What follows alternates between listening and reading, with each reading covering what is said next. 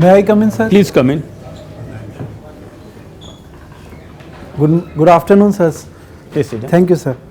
Please sit down. You are Deepak Singhanwal? Yes, sir. Okay. Now good. I find that you have done mechanical engineering from Varanasi BHU. Yes, sir. Okay, if that is correct. Well, talking of Varanasi, I don't know, there has been that whole Varanasi area has been reconstructed, there has been redesigning of the temple complex etc. Have you visited that place? Yes, sir, I have visited. What change during you must have some changes during your tenure in Varanasi. What changes you have found? What corridor has been created? Sir, the changes I have found were first of all reaching the place, the Kashi Vishwanath temple. Before the corridor, the way to the temple was through the alleys of Banaras. So it was very congested and there was a long queue of people because of the narrow gullies. And now the corridor has been created. There is a walkway path from the Dashwashmedh Ghat to the temple itself. So it has been very easy to navigate from the Ghat to the temple. The Ghat is an important place for the worships. So that is the change. And another change is the facility to keep your belongings and phones and wallets, which has been constructed. There is also guest house for the visitors. So all these facilities make it better than before. Now on Varanasi there is some controversy of that, where at a temple there was a masjid and some court case are going on. Briefly summarize the issue. I don't want you to take any particular side, but summarize what are the issues there. Yes, sir. So the issues are, first of all, there is Gyanvapi mosque, which has been, according to the Hindus, it has been constructed on a Shiv temple. There is a Shivling in it. It was constructed after Aurangzeb desecrated the place. So Hindus are claiming it their place of worship and Muslims are claiming it as their mosque. So the controversy is regarding that place, which is just adjacent to the Kashi Vishwanath temple. You talk places of worship. Such situation has come in Ayodhya. Then government enacted a law, Places of Worship Act. What are the basic point in that act, and how is it likely to affect this present controversy? Yes, sir. The basic point in that act is that after independence, the places of worship should be as they were at the time of 1947. They shouldn't be changed. So that is the basic point. But the different communities are claiming to change the place to make it the temple instead of the mosque. Okay. You are a technical person, so I just, what is ChatGPT? Have you heard of it and what it is? Yes, sir. So ChatGPT is an artificial intelligence based chat bot which can converse with humans. We can give input to it and it can give the output as in dialogue form. You can ask it anything. It is based on a large language model, which means that there are different feeds into it. A lot of text and words have been fed into it, which predicts the next word according to that, and it is I think it is very efficient. I have personally tried it. Have you used it? Yes, sir. Okay.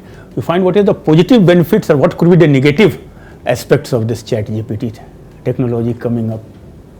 So the positive benefits is the research into artificial intelligence, which is making strides in the present era. Because of it, it is very popular in the news. So the positives can be used to make the manual work very easy, such as writing emails, writing posters and advertisements, all that. It can write it by itself.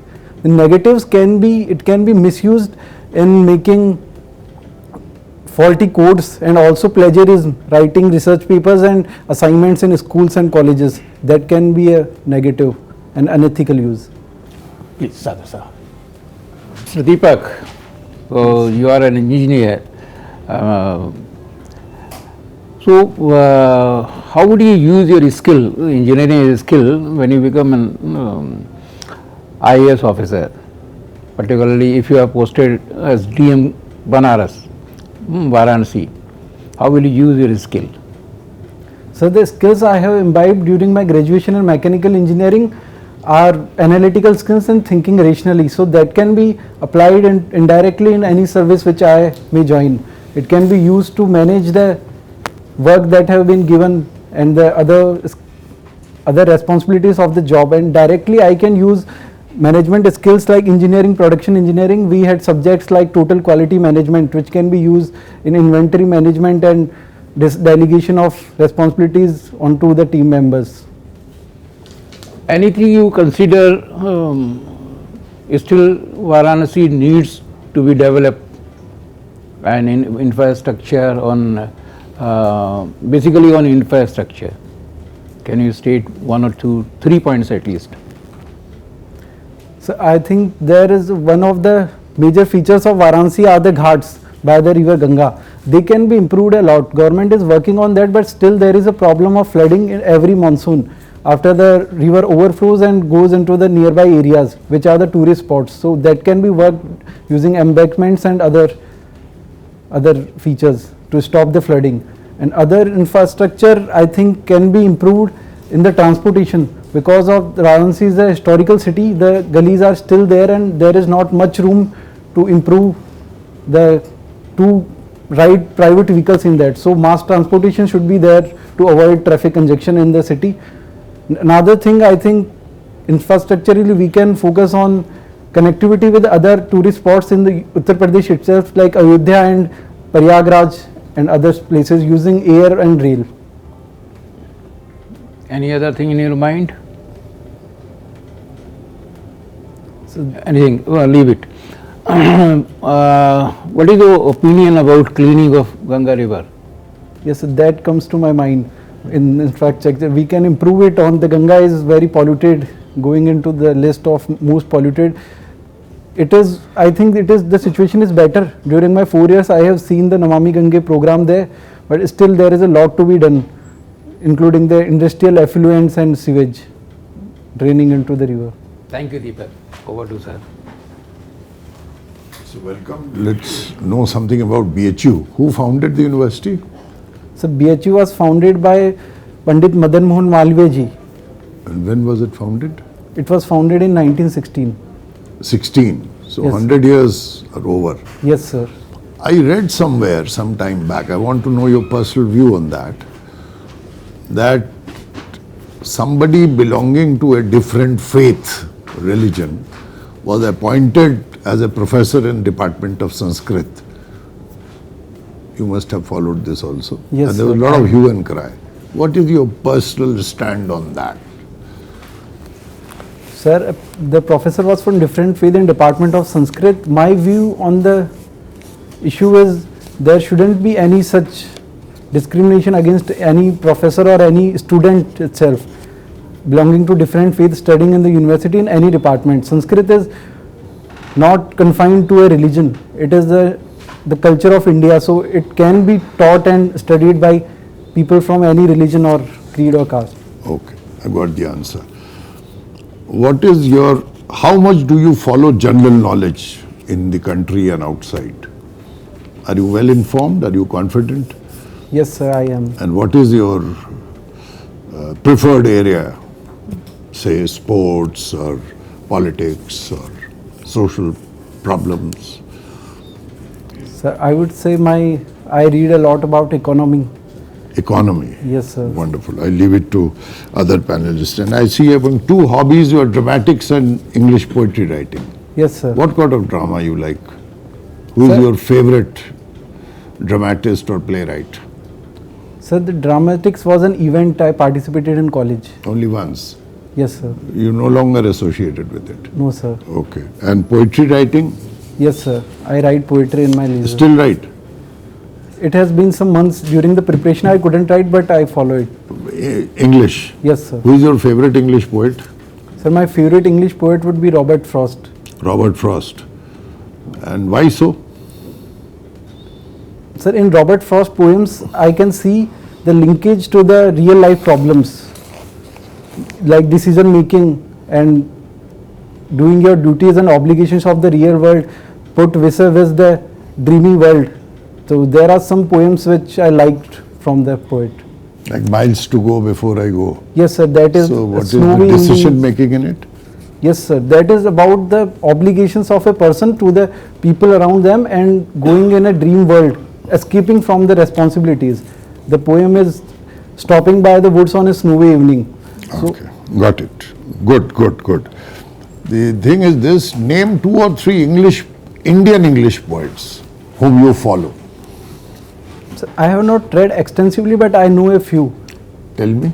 So the one is Kamala Das. and other is sorry sir, I am not able to pronounce the It's all name. right. It's 𝐒𝐓𝐀𝐑𝐓𝐒 or something. Nisimesical? Yes sir. Okay. Any other? Because you are following English poetry, you are following Robert Frost, somebody Indian who has hit you, English poet. There are so many, and translations have always been done in I English. cannot no? think of any at the Have you moment. heard of nobody? Sorry sir. May not. No, that's all right. You needn't feel apologetic about it if you know it. So anyway, thank you very much. I pass it on to my other colleagues. Yeah. Coming to poetry, have you heard the name of Pablo Neruda? Yes sir. Remember any poem of his writings? Sorry sir, not at the moment. I haven't read Pablo Neruda extensively. I've been reading the classic poetry, 17th and 18th century. Anyway, you are mechanical engineer from BHU, Yes sir. 2020 batch. Yes sir. Passed out in 2020 or when? 2020 pass out. What have you been doing for these 2 years? So after graduation, I realized my leaning towards civil services, and I've been preparing for the civil services exam. Is it your first preparation, first interview, or you have done earlier also? This is my first interview. Okay. Have you heard about 3D printing, Yes sir. 4D printing? Not sure about 4D printing. Okay. Any latest advancement in mechanical? What was your special subject in mechanical engineering?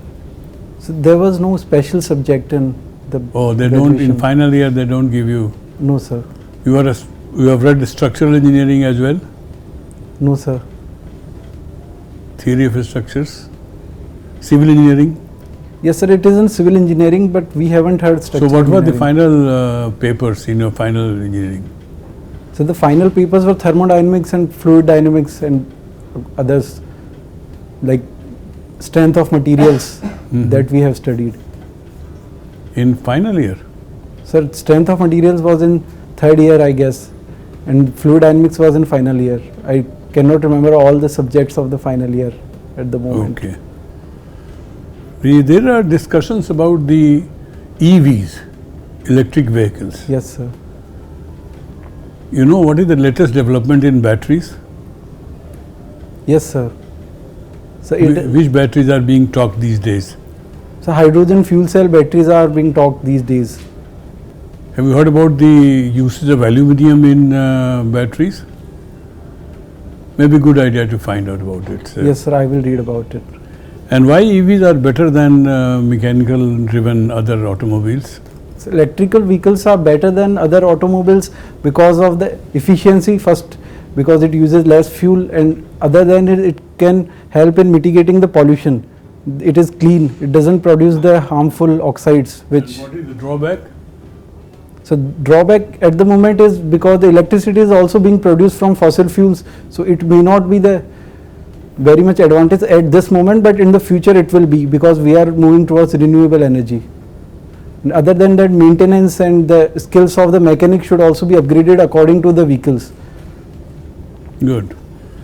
I have one question about economics. Recently I heard that India is buying 2 lakh kgs of gold. Have you heard about it? Sorry sir, I haven't. Okay. Do you know that there is an attempt to make rupee as the international trade vehicle? Yes sir. Which all countries are now accepting rupees?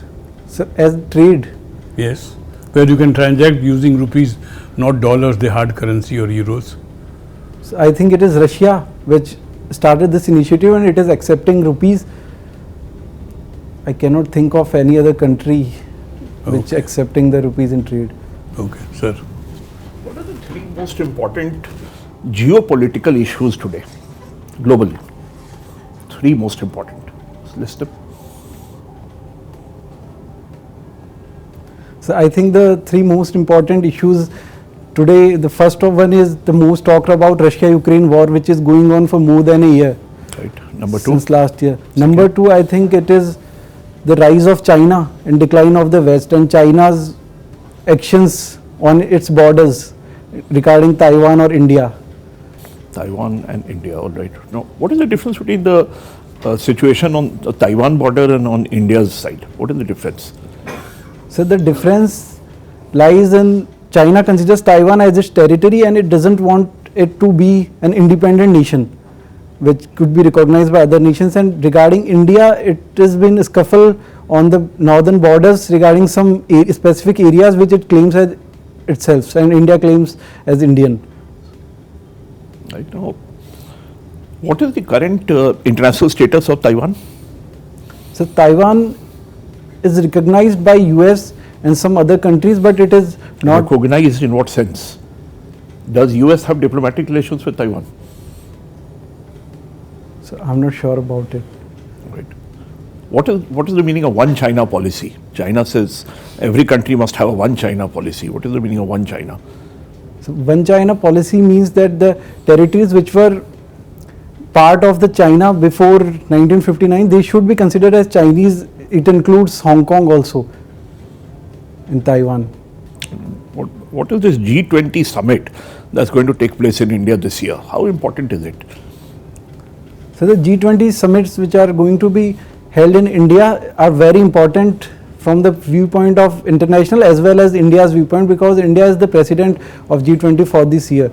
It is important on three fronts. First of all, India is working towards healing one earth. So it is important sustainable development and mitigating climate change. The other point is India wants it to use as a platform for promoting its culture and values like Vasudhaiva Kutumbakam. So it is an opportunity for India to promote its values. And the third one is regarding the international global security. India can use it as a platform to fight against terrorism, which has been a long fight for India.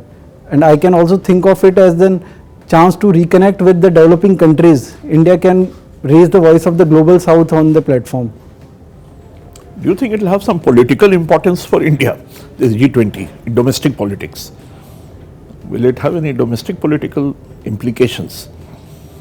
Yes, sir. I think it may have domestic political implications in the area of the current government by Prime Minister Narendra Modi. It can also bolster his image on the international platform, which is already very strong. Right. One last question to you. Right. There's been a lot of controversy about judicial appointments recently and for quite some time. Yes, sir. Can you have another amendment, constitution amendment for an NJSE? Is it possible to have another amendment? So NJSE has been mired in controversy for such a long time, and there are differing views by the judiciary and the But government. is it possible to have an amendment? That my question is that. I'm not asking for controversies. I think there should be a fresh legislative effort from the parliament to make the system more inclusive and transparent. How? Suggestions, bring some suggestions? What sort of things can be done? So there can be a committee which has representatives of the government and the judiciary itself without infringing upon the independence of the judiciary. That was there in the 99th amendment also. So the 99th, 99th amendment, so why was it struck down then? sir, it was struck down by the judiciary saying it infringed upon the independence of the judiciary. How? That's the question. How did it impinge? What was the argument? The argument was that the members from the parliament and the judiciary were equal, and they said it can veto the suggestions. Were there members of parliament also included in that? So from the government, central government. Who was the government? Sorry, sir, I'm not aware of who were the members. Right. Thank you. Thank you. Deepak, thank you. Just before you leave, let me have something elaborate on the economic prospects of economic growth in India for the next 10 years. How are the prospects? What could be the salient points and what could be the key indicators? So in the next 10 years, I think India is on the right path, and the key indicator should be the manufacturing, which should be the focus of Indian government. Like we are focusing with the schemes like PLI and Make in India, so it can be used. And another thing is the population dividend. India is entering the stage where the working population will maximize in the next 10-20 years. That can be used by skilling and giving the right education to the workforce. So and also right now the projections say that India is a bright spot in the world economy in the recession. Other countries will go through recession, but India is not India will not be. So I think manufacturing and skilling the workforce should be the silent features in the next 10 years. Okay, Deepak. Thank you. Thank sir. you. Keep it up. You will do All the good. best.